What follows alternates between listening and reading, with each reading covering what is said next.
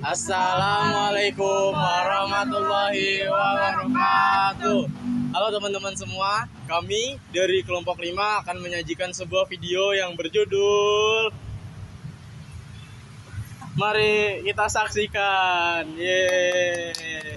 Halo teman-teman semua, perkenalkan nama saya Muhammad Hafid. Saya Ari Lapriana. Di sini kami akan menjelasin isu sosial yaitu pedagang kaki lima yang meresahkan, yang merugikan pejalan kaki, teman-teman. Nah, apa sih pedagang kaki lima? Pedagang kaki lima merupakan bagian dari sektor ekonomi informal yang membantu masyarakat memperoleh penghasilan dan menyediakan kebutuhan sehari-hari dengan harga terjangkau. Namun, dalam beberapa kasus, keberadaan pedagang kaki lima juga menimbulkan berbagai permasalahan sosial yang sering menjadi keluhan masyarakat dan pemerintah. Nah, salah satu faktor yang memang masalahnya yaitu adalah penggunaan trotoar dan juga badan jalan sebagai tempat berjualan. Nah, banyak pedagang kaki lima yang berjualan di trotoar atau di pinggir jalan. Kondisi ini tentu saja sangat-sangat mengkhawatirkan bagi sebagian pejalan kaki yang memang haknya itu dipakai oleh para pedagang kaki lima. Selain itu, keberadaan pedagang kaki lima yang tidak tertata sering menimbulkan masalah, teman-teman. Yaitu kayak kebersihan lingkungan, sampah di mana-mana, terus aktivitas perdagangan, terus sisa-sisa makanannya tidak dibuang dengan benar gitu.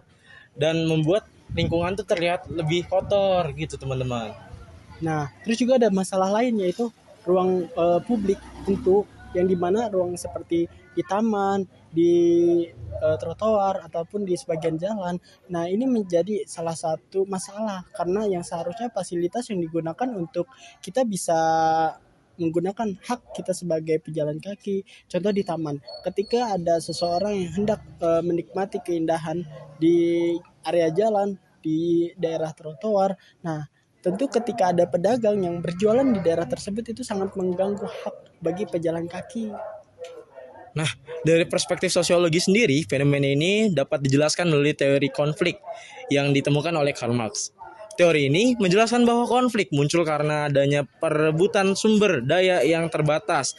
Dalam kasus pedagang kaki lima, terjadi konflik antara pedagang dan yang membutuhkan tempat untuk mencari nafkah dengan pemerintah dan masyarakat yang menginginkan ketertiban serta kenyamanan ruang publik, teman-teman. Nah, meskipun itu solusi terhadap kebijakan pedagang kaki lima tentu pemerintah ikut serta dalam penertiban masalah-masalah yang ada di sekitar. Karenanya kalau tidak ini diatasi secara berlebihan ataupun sampai berlebihan, maka hendaknya dibuatkan ruang yang memang khusus untuk pedagang kaki lima. Di satu sisi sebagai pedagang kaki lima tentunya memang mempunyai hak juga untuk berjualan supaya mendapatkan pendapatan penghasilan bagi keluarganya. Dan di satu sisi sebagai upaya kebijakan solusi terdapat yang bisa memang dilakukan pemerintah memang melakukan ruang terbuka untuk bisa memfasilitasi para pedagang kaki lima ini supaya tidak berjualan di trotoar gitu. Isu sosial pedagang kaki lima ini yang meresahkan meliputi penggunaan trotoar dan jalan untuk para pedagang, kemacetan, masalah kebersihan, serta konflik penggunaan ruang publik. Nah, pedagang kaki lima juga memiliki peran penting dalam perkembangan masyarakat sehingga diperlukan solusi berupa penataan dan pemberdayaan, bukan hanya penertiban semata, teman-teman. Mungkin itu aja yang dapat kami sampaikan, kurang lebihnya mohon maaf. Terima kasih Bapak. Bapak sebelumnya maaf, apakah berkenan untuk saya wawancarai? Siap. Sebelumnya izin perkenalan dulu ya. Saya Elvi Rifko dan ini rekan-rekan saya.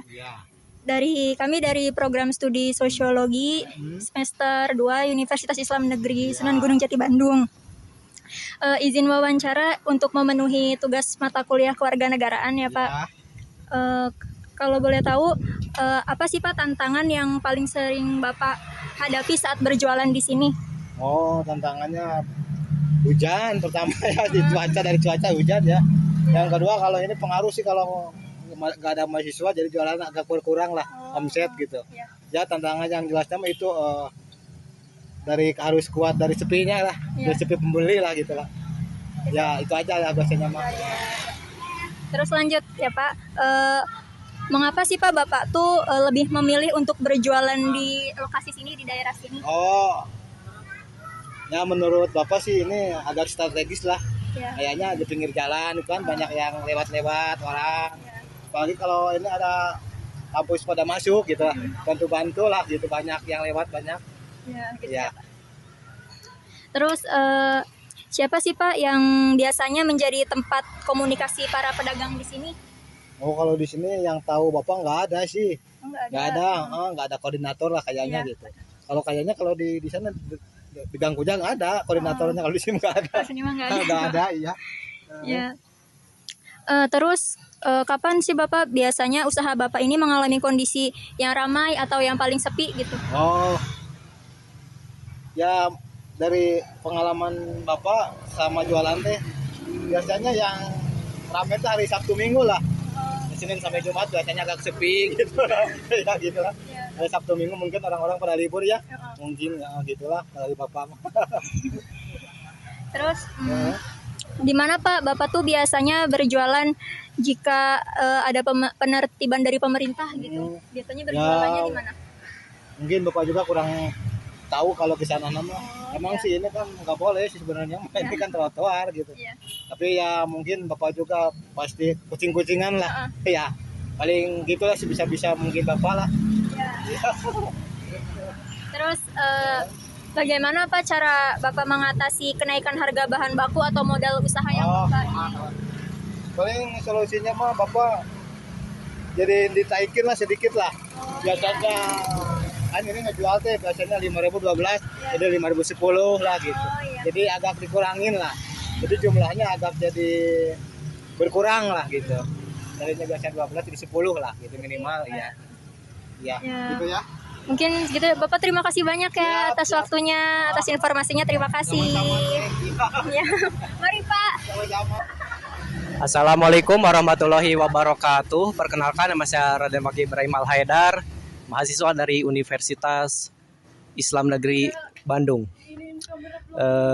Di sini saya akan melakukan wawancara mengenai keresahan warga terhadap pedagang yang selalu berjualan di sisi jalan atau di trotoar hingga menghalangi warga sekitar. Di sini saya dengan salah satu warga sekitar. Apakah Bapak bersedia untuk saya wawancarai? Siap. Pertama-tama, apakah saya boleh tahu nama Bapak? Nama saya Avandi. Baik, mungkin langsung saja ya. Yang pertama, menurut Pak Avandi, apa dampak negatif atau gangguan yang paling terasa dalam aktivitas sehari-hari sejak trotoar di sini dipenuhi oleh para pedagang? Kalau menurut saya tuh membuat kemacetan dan banyak warga yang di situ, jadi kayak perjalanan itu gak efektif gitu. Baik, selanjutnya menurut Pak Avandi, siapa saja kelompok warga yang menurut Bapak paling kasihan atau paling bahaya kalau lewat sini? Misal anak sekolah, ibu yang membawa bayi, atau penyandang disabilitas. Kalau menurut saya yang penyandang disabilitas sih, karena banyak kendaraan juga, takutnya dia kan jalannya lewat, takut ketabrak gitu. Jadi